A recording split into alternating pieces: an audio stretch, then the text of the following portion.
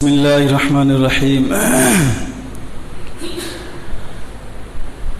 الحمد لله نحمده ونستعينه ونستغفره ونؤمن به ونتوكل عليه ونعوذ بالله من شرور أنفسنا ومن سيئات أعمالنا من يهده الله فلا مضل له ومن يضلله فلا هادي له ونشهد أن لا إله إلا الله وحده لا شريك له ونشهد أن سيدنا وشفيعنا وحبيبنا وبارك وسلم تسليما كثيرا أما بعد فأعوذ بالله من الشيطان الرجيم بسم الله الرحمن الرحيم يا أيها الذين آمنوا ادخلوا في السلم كافة ولا تتبعوا خطوات الشيطان إنه لكم عدو مبين صدق الله العظيم وقال نبينا صلى الله تعالى عليه وسلم بني الإسلام على 5 شهادة أن لا إله إلا الله وأشهد أن محمدا عبده ورسوله وإقام الصلاة وإيتاء الزكاة وتصوم رمضان والحج أو كما قال عليه الصلاة والسلام۔ سبھی حضرات ایک مرتبہ درود پاک پڑھ لیجیے۔ اللہم صلی علی سیدنا و شفیعنا و حبیبنا و بارک وسلم یا رب صلی وسلم دائما ابدا علی حبیبک خیر الخلق کلہم۔ میرے محترم بزرگوں، عزیز ساتھیوں، اللہ تعالیٰ کا احسان ہے اور اس کا کرم ہے کہ اللہ تعالیٰ نے ہمیں اور آپ کو اپنے پاک دربار میں آنے کی توفیق عطا فرمائی، اور آپ حضرات جو ہے مبارکباد کے قابل ہیں کہ وقت سے پہلے یعنی جماعت اور اذان سے پہلے ہی وقت پر تشریف لے کر کے آئیں، ورنہ سب سے بڑا المیہ تو یہ ہے کہ ہم کو معلوم ہونے کے باوجود بھی کہ نماز سے پہلے کچھ دین کی بات ہوتی ہے، ہم گھروں میں رہتے ہیں اور انتظار کرتے ہیں کہ جب خطبے کی اذان ہوگی، چاہے خطبہ شروع ہوگا، تب ہم گھر سے نکلتے ہیں۔ لیکن اللہ تعالیٰ نے ہم لوگوں کو پہلے یہاں بھیج کر کے یہ احسان کیا ہے اور اپنے پاک گھر میں آنے کی توفیق عطا فرمائی۔ اللہ تعالیٰ جو ہے ہم سب کی حاضری کو قبول فرمائے، اور جو باتیں کہی جائیں گی ان باتوں پر ہم کو بھی اور آپ سب کو بھی عمل کی توفیق عطا فرمائے۔ اس وقت میں قرآن پاک کی ایک آیت کریمہ پڑھی ہے اور سرور کونین جناب محمد الرسول اللہ صلی اللہ تعالی علیہ وسلم کی ایک حدیث پڑھی ہے۔ اسی کے ذیل میں کچھ ضروری باتیں عرض کرنی ہیں۔ دعا فرمائے کہ اللہ تعالی عمل کی توفیق عطا فرمائے۔ اللہ تبارک و تعالی نے قرآن پاک میں فرمایا ہے، یا ایھا الذین آمنوا ادخلوا فی السلم کافۃ ولا تتبعوا خطوات الشیطان انہ لکم عدو مبین، کہ اے ایمان والو اسلام کے اندر پورے کے پورے داخل ہو جاؤ اور شیطان کے نقش قدم پر مت چلو۔ ولا تتبعوا خطوات الشیطان، اور شیطان کے نقش قدم پر اور شیطان کے بتلائے ہوئے راستے پر مت چلو۔ کیوں؟ انہ لکم عدو مبین، کیونکہ شیطان جو ہے تمہارا کھلا ہوا دشمن ہے۔ میرے بھائی بزرگوں، دوستوں، ذرا سوچیں ہم کہ اللہ تبارک و تعالیٰ نے اس آیت کے اندر جو خطاب کیا ہے وہ کس کو خطاب کیا ہے، کس کو مخاطب بنایا گیا ہے؟ فرمایا یا ایھا الذین آمنوا، اے وہ لوگ جو ایمان لے کر کے آئے ہو۔ گویا کہ یہاں خطاب ان لوگوں کو ہو رہا ہے جنہوں نے کلمہ طیبہ اور کلمہ شہادت کا اقرار کر لیا ہے۔ ان لوگوں کو خطاب کیا جا رہا ہے جو مسلمان ہیں، جو ایمان والے ہیں، اور ان لوگوں کا خطاب ہو رہا ہے اور ان لوگوں سے بات ہو رہی ہے اور ان لوگوں کو مخاطب بنایا جا رہا ہے جس کے دل کے اندر اللہ کی محبت ہے اور حضور اکرم علیہ الصلوۃ والسلام کی محبت ہے۔ ان کو مخاطب بنا کر کے کہا جا رہا ہے کہ اے ایمان والو اسلام کے اندر پورے پورے داخل ہو جاؤ۔ کیا مطلب؟ کیا ایمان الگ ہے اور اسلام الگ ہے؟ ایمان کسی اور چیز کا نام ہے اور اسلام کسی اور چیز کا نام ہے۔ ہم تو یہی سمجھتے ہیں کہ جو ایمان والا ہے وہ مسلمان ہے، وہ اسلام والا ہے، لیکن یہاں اللہ کے خطاب انداز سے پتہ چلتا ہے کہ جو ایمان والا ہے اس کے لیے ضروری ہے کہ وہ اسلام کے اندر داخل ہو جائے. ایمان تو ہم نے لا لیا ہے لیکن اسلام کے اندر ہم داخل ہو جائیں. اللہ تبارک و تعالیٰ نے جو خطاب کیا ہے وہ اس لیے خطاب کیا ہے کہ ایمان کسی اور چیز کا نام ہے اور اسلام کسی اور چیز کا نام ہے. اس ایمان کے معنی ہے کہ ہم نے زبان سے کلمہ طیبہ کا اقرار کر لیا تو ہم مومن بن گئے, ہم ایمان لے کر کے آ گئے ہیں. لیکن اسلام لانے کے لیے اپنے وجود کو اللہ کے حکم کے سامنے اور حضور اکرم علیہ الصلوۃ والسلام کے حکم کے سامنے اپنے وجود کو مٹا دینا اور سر کو تسلیم خم کر دینا, اس کو کہا جاتا ہے اسلام. اسلام جو ہے یہ عربی لفظ ہے. اسلام کے معنی آتے ہیں اپنے گردن کو اللہ کے حکم کے سامنے جھکا دینا. مسلمان شدن و گردن نہادن بطاعت, طاعت کے اوپر فرما برداری کے اوپر اپنے سر کو جھکا دینا, یہ ہے اسلام. کسی بڑے آدمی کے حکم کے سامنے, کسی اقتدار والے, کسی عہدے والے آدمی کے حکم کے سامنے جھکا دینا, اس کو کہا جاتا ہے مسلمان. تو ایمان الگ چیز ہے, اسلام الگ چیز ہے. ایمان کے ساتھ ساتھ مسلمان ہونا ضروری ہے. صرف ایمان جو ہے انسان کی ہی دنیا میں کامیابی کے لیے اور آخرت میں کامیابی کے لیے صرف ایمان کافی نہیں, بلکہ ایمان کے ساتھ ساتھ مسلمان ہونا بھی ضروری ہے. اسی لیے اللہ تبارک و تعالیٰ نے ایمان والوں کو مخاطب کر کے فرمایا کہ جس طریقے سے تم نے کلمہ طیبہ کا اقرار کر لیا ہے, جس طریقے سے تم نے کلمہ شہادت کا اقرار کر لیا ہے, ٹھیک اسی طریقے سے اپنے آپ کو اللہ کے حکم کے سامنے جھکا دو, تب جا کر کے تم سچا اور پکا مسلمان بن جاؤ گے.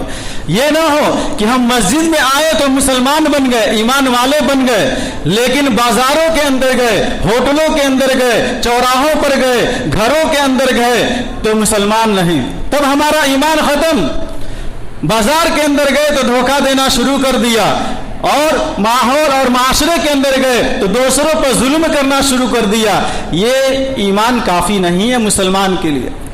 مسلمان ہونے کے حدیث پاک میں اللہ کے رسول صلی اللہ علیہ وسلم نے ایک موقع پر فرمایا کہ المسلم من سلم المسلمون من لسانه ويده, کہ اگر تم سچا پکا مسلمان بننا چاہتے ہو تو اپنے اعضاء اور جوارح اور اپنے کسی عمل سے, کسی کریکٹر سے کسی دوسرے آدمی کو تکلیف نہیں پہنچنا چاہیے, تب جا کر کہ تم سچا پکا ایمان والے ہو. اور ایک دوسرے موقع پر اللہ کے رسول صلی اللہ علیہ وسلم نے فرمایا لا ایمان لمن لا امانت لہ, کہ اس آدمی کے پاس ایمان نہیں, وہ آدمی مسلمان میں شمار ہی نہیں ہے جس کے پاس امانت کی حفاظت نہیں ہے.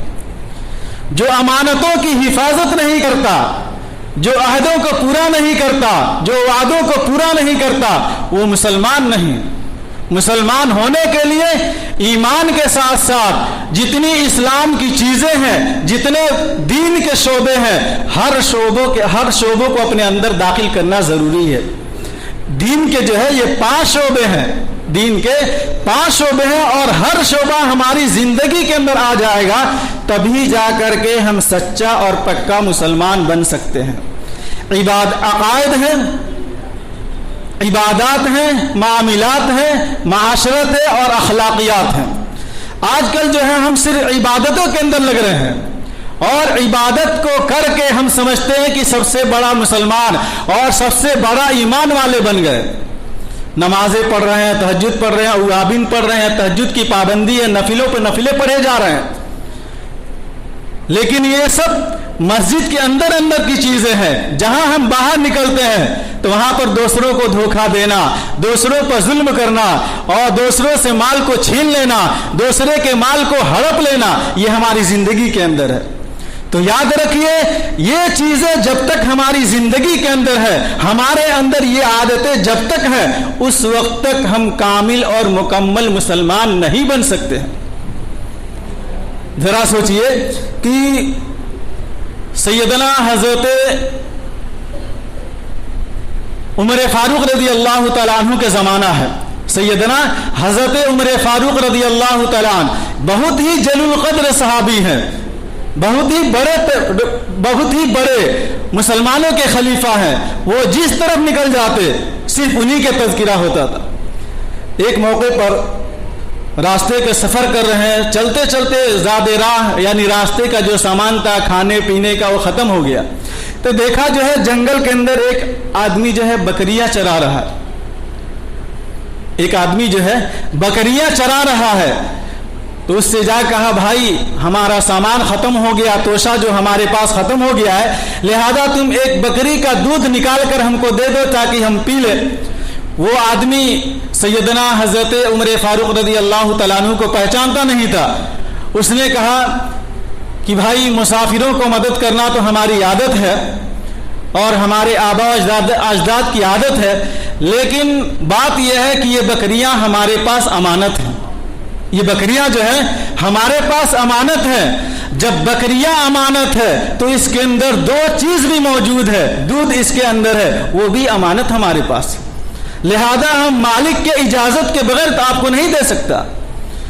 तो उस वक्त हजरत सैयदना उमर फारूक रज़ी अल्लाह तआला अन्हु ने कहा कि जब तक तुम जैसा आदमी नहीं, उन्होंने कहा कि हम तुमको एक अच्छा मशवरा देते हैं कि माँ तुम्हारा भी फायदा होगा हमारा भी फायदा होगा। एक बकरी हमको तुम फरोख्त कर दो, तुमको पैसा मिल जाएगा और हमको पीने के लिए दूध मिल जाएगा। हम बकरी अपने साथ लेकर के जाएंगे और रास्ते पर इसका दूध निकालेंगे, पीते रहेंगे, तुम्हारा ही फायदा मेरा ही फायदा है।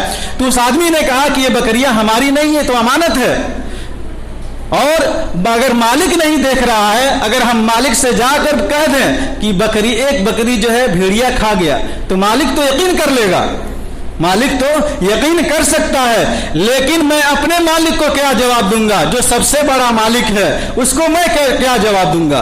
तो उस वक्त हजरत उमर फारूक रज़ी अल्लाह तआला अन्हु ने कहा कि जब तक तुम जैसा आदमी इस रुए जमीन पर मौजूद है, कोई जालिम आदमी किसी दूसरे पर जुल्म नहीं कर सकता है।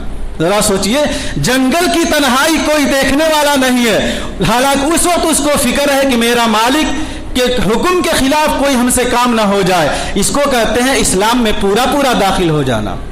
ये नहीं कि नमाज मस्जिद के अंदर आ गए तो सबसे बड़ा मुत्तकी, सबसे बड़ा परहेजगार, तस्बीह पर तस्बीह लाए जा रहे हैं, नफिलों पर नफिले पढ़े जा रहे हैं, लेकिन जहां हम मस्जिद से बाहर निकले, जहां हम दूसरे माहौल के अंदर गए तो दूसरों पर जुल्म करना, दूसरों को धोखा देना, दूसरों की जमीनें हड़प लेना, ये हमारी आदत बन गई है। इसको मुसलमान नहीं कहा जाता है।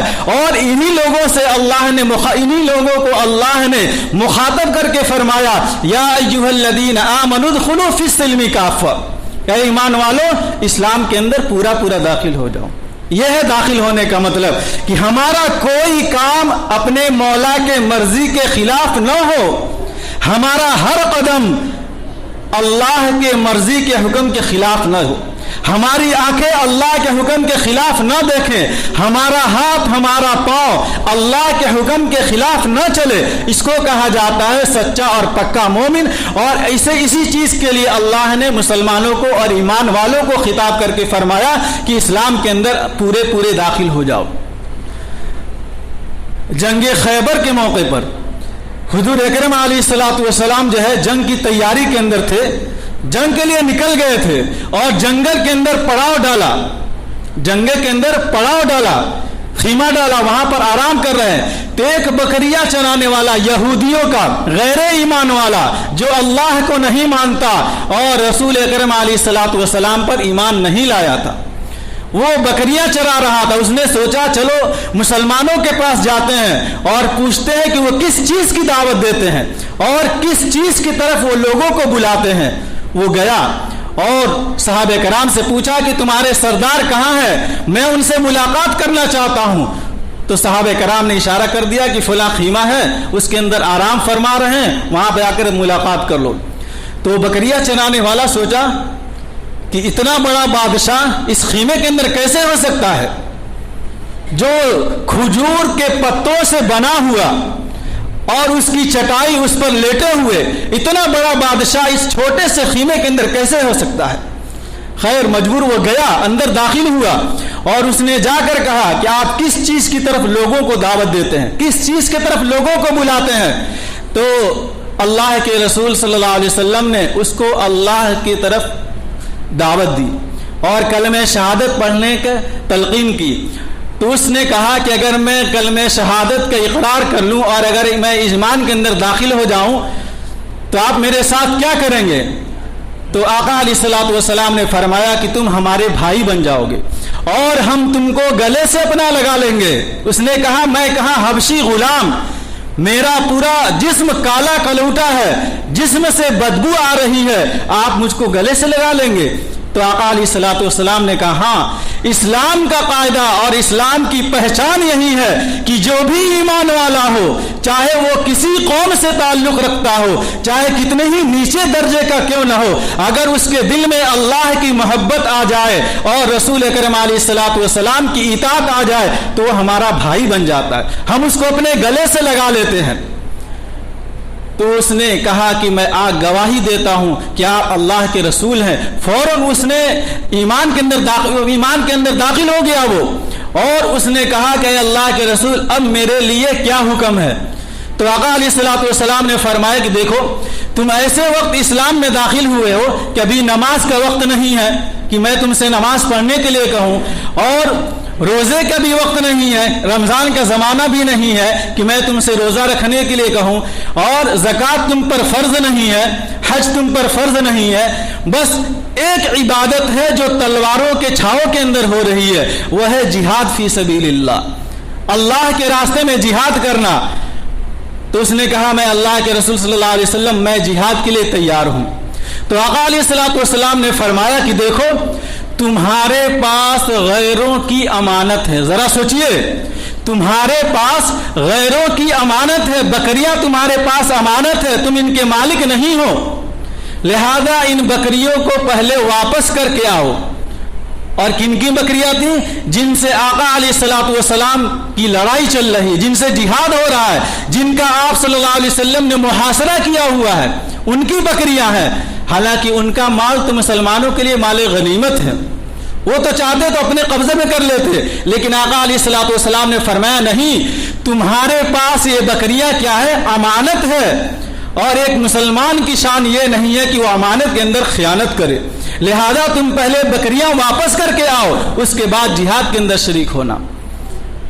یہ ہے اسلام کے اندر پورا داخل ہو جانا، اس کو کہتے ہیں سچا اور پکا مسلمان بننا۔